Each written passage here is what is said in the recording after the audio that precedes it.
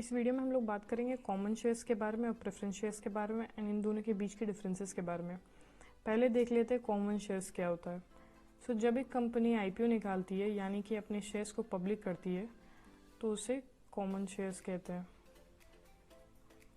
और जो पब्लिक या इन्वेस्टर इसे खरीदता है उसे common share holder. Preference shares उन शेयर्स को कहते हैं जो कि कंपनी अपने स्पेशल इन्वेस्टर्स को देता है। Generally they are the richer people.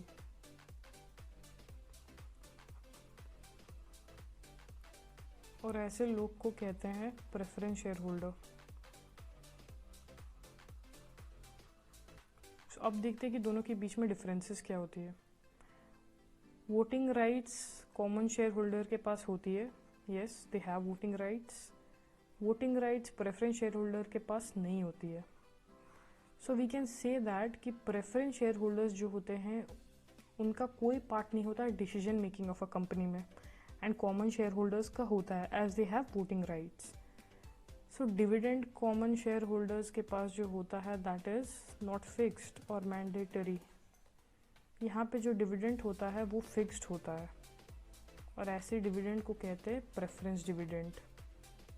यहाँ पे जो रिस्क है वो हाई होता है और जो रिटर्न होता है वो फ्लक्चुएट करता है। ऐसा क्यों? इसको एक एग्जांपल की मदद से समझ सकते हैं कि जो स्टॉक मार्केट होता है वहाँ पे क्या प्राइस ऑफ शेयर फिक्स्ड होता है या फिर फ्लक्चुएट करता है? फ्लक्चुएट करता है, क्योंकि या तो कभी शेयर बहुत ही हाई प्राइस पे बिकेगा या फिर तो आप लॉस में जाओगे।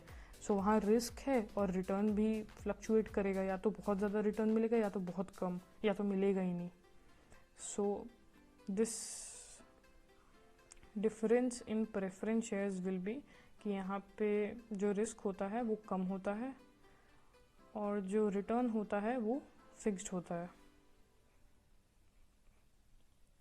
ऐसा क्यों? क्योंकि जो डिविडेंड होता है यहाँ पे दैट इज फिक्स्ड, तो फिक्स्ड रिटर्न होगा ही, और जो रिस्क है वो तो लेस होगा।